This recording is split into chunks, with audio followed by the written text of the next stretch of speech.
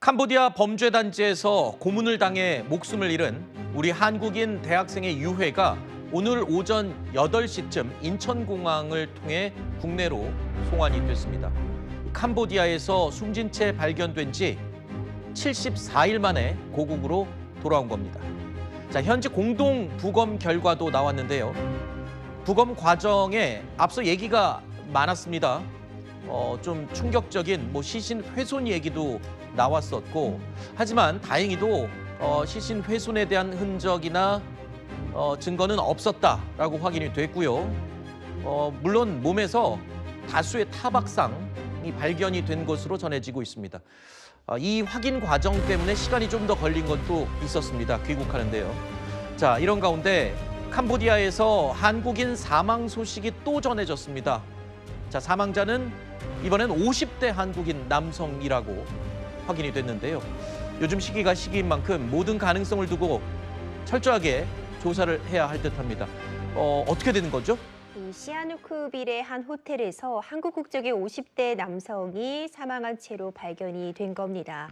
모든 가능성은 열어두고 이 범죄와의 관련성까지도 염두에 두고 조사가 진행 중이지만 일단 현재까지 조사의 결과에 따르면은 함께 유서 형식의 문서가 놓여져 있었고 여권 같은 부분이 발견된 점을 미루어 볼 때 범죄와의 연관성은 좀 적은 것이 아니냐 이런 분석도 나오고 있습니다. 하지만 어디까지나 아직은 추측에 불과하고요. 좀 더 면밀한 사망 원인에 대한 조사, 경위 등에 대한 파악이 필요해 보이는 상황입니다. 네. 자, 외교부에서는 캄보디아 당국이 범죄 혐의를 지금 입증하고 있는 한국인 10여 명을 추가 체포한 것으로 알려지고 있는데, 자, 감금됐던 한국인 2명도 우리 정부에서 구출을 했다, 이런 내용이 확인이 됐습니다. 이런 가운데 저희 채널A가요, 현지에서 캄보디아 범죄 단체 내부와 접촉을 했습니다. 자, 그 안에서 생활하는 사람을 인터뷰한 건데요. 고문과 구타에 대해서 물었습니다. 맞거나 이 죽임을 당하는 사람들은요, 범죄 조직이 정해놓은 레드라인, 그러니까 일정 이 선을 넘었기 때문이다라는 답이 돌아왔습니다. 쉽게 말해서 선을 넘으면 때리거나 심지어 목숨을 빼앗는다는 건데, 내용을 보면 이렇습니다. 범죄 집단에 굴복하지 않는다. 한마디로 복종하지 않는 사람, 또 사기 행위에 가담하지 않고 버티는 사람, 그리고 세뇌가 소용이 없는 사람, 이런 경우에는 가차없이 구타가 실시되고 목숨을 잃을 수도 있다는 거잖아요. 그렇습니다. 이 시아누크빌 소재의 범죄단체에 속해 있다라고 밝힌 중국 국적의 사람과 지금 인터뷰를 진행한 부분인데요. 네. 일단 자발적으로 이렇게 온 사람들은 비교적 건강 상태가 양호하다는 이야기 전하기도 했습니다. 아하. 다만 이 범죄 집단의 이야기에 제대로 응하지 않는 사람들, 가담하지 않겠다고 한다거나 경우에 따라서는 이 아르바이트비, 수수료를 더 올려달라고 거세게 주장한 사람들, 또 중간에 더 이상 범죄에 가담하지 않겠다고 한 사람들, 이 범죄 조직의 뜻과 어긋나는 행동을 하는 사람들에게는 가차없는 폭력, 보복이 가해졌던 것으로 보입니다. 자, 많은 우리 한국 청년들 어디서 어떻게 얼마나 착취를 당하고 있는지 정확하게 확인이 어려운 상황입니다. 그만큼 캄보디아에서도 범죄 조직을 소탕하고 우리 정부도 이 총력을 다해서 구출을 해야 할 텐데요. 이런 가운데 캄보디아 주의보가 내려지자 캄보디아 근처에 있는 나라, 예를 들어 태국 같은 곳에서 유혹의 손길을 뻗치고 있습니다. 저희 직원들 중에 그렇게 캄보디아에서 실제로 안에서 일 못한다고 지금 정기로 지짐이 당하고 그런 직원들 왔어요. 맞고 저희 사무실로. 일단 물고기고 주변이랑은 보이스 비행이고요.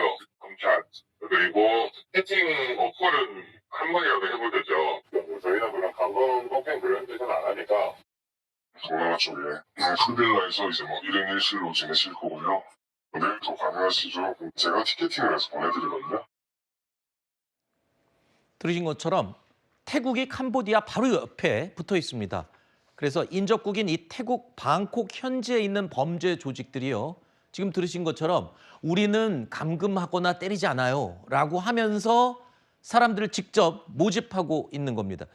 감금을 안 한다고 주장은 하고 있지만 저게 바로 악마의 속삭임 아니겠습니까? 실제로 감금을 안 하는지 확인할 수 없고요. 그거 모르는 일이죠.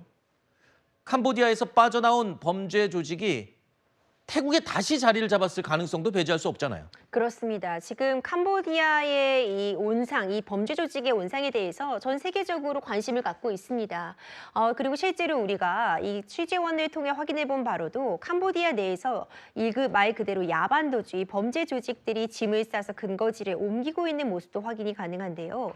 인근 국가로 이 조직의 근거지들이 옮겨갈 가능성도 충분히 고려해 둬야 될 것 같습니다. 네. 보시는 것처럼 정말 충격적인 게 캄보디아 사태 때와 동일한 방식으로 또 고액 알바를 미끼로 해서 사람들이 모집하고 있습니다. 방식이 똑같군요. 똑같습니다. 심지어 버젓이 보이스피싱과 관련된 일을 한다. 아하. 화상 채팅은 한번 해보지 않았냐. 이 로맨스 스캠과 관련된 부분이거든요. 네. 이런 부분을 밝히고 있음에도 만약 이런 고액 알바에 응하게 된다면 이 자체는 이미 범죄에 가담한다는 사실을 인지하고서도 가담한 것이다라는 평가받기에 충분한 상황이기 때문에 정말 각별히 주의가 필요합니다. 네. 자, 지난 주말에 송환된 한국인 피의자들에 대한 구속영장 청구와 발부도 계속 이어지고 있습니다. 일단 구속 심사가 완료된 사람은 48명인데요. 자, 이 모두 구속영장이 발부가 됐습니다. 법원에서도 이 범죄의 혐의에 대해서 인정을 하고 있는 거죠. 나머지 10명에 대해서는 오늘 오전과 오후에 또 나눠서 영장 심사가 진행이 됩니다. 자, 이들에 대한 송환을 두고 정치권에서는 범죄자를 송환한 것이다, 뭐 이런 비판도 계속 일었었죠. 하지만 자, 앞으로 이들이 정말 범죄자인지 아니면 피해자였는지 수사기관 그리고 법원에서 면밀하게 판단을 하고 가려내겠죠. 일단 우리 국민이니까 송환을 하는 거는 우선이고요. 처벌은 일단 그 나중 문제이죠. 반드시 또 이 벌 받을 부분이 있으면 책임을 지고 벌을 받아야 되겠죠. 다만 법원에서 심사가 진행이 된 사람들 모두 영장 발부가 된 겁니다. 그만큼 죄가 인정이 됐다라는 이 추정이 가능하고요. 법조계에서는 아마도 실형을 피하기 어렵다, 처벌을 받을 가능성이 매우 높다, 이렇게 보고 있군요. 그렇습니다. 이들이 이중적인 지위를 갖고 있는 건 사실입니다. 이 캄보디아 내에서 감금이나 폭행 피해를 당했다면 그 부분에 있어서는 피해자라고 볼 수 있겠지만 문제는 우리나라 국민을 대상으로 보이스피싱 범죄에 가담했다면 이 부분에 대해서는 중한 처벌을 피하기 어렵습니다. 최근에 보이스피싱이나 로맨스 스킨과 관련해서 나는 이것이 범죄에 가담한다는 걸 전혀 모르고 가담한 것이다. 통장만 빌려준 것이지 이 통장이 어디에 쓰이는지는 몰랐다라는 핑계를 대는 게 실형을 면하지 못하게 하고 있습니다. 네. 그러니까 더 이상 핑계가 통하지 않는다는 건데 최근의 사례들을 보자면요. 한 3명의 유인책들이 있었는데 11명의 피해자에게 5억 원 정도의 피해를 입힌 이 유인책들에 대해서도요. 내가 중간에 이를 매개해준 사람에 불과하지 제대로 이 범죄 조직을 알지는 못했다라고 주장했지만 실형 3년이 선고된 바도 있습니다. 네. 이제 이런 부분들을 비추어 판단해 보건데 내가 이것은 고액 알바라고 생각을 하고 갔는데 막상 가보니 보이스피싱에 가담했는데 구타와 폭력 때문에 어쩔 수 없었다라고 이야기를 하면 그 현지에서의 사정이 일부 참작은 될 수 있겠지만 네. 현재로서는 좀 실형을 피하기 어려운 상황이 아닌가 분석이 되고 있습니다. 네. 알겠습니다.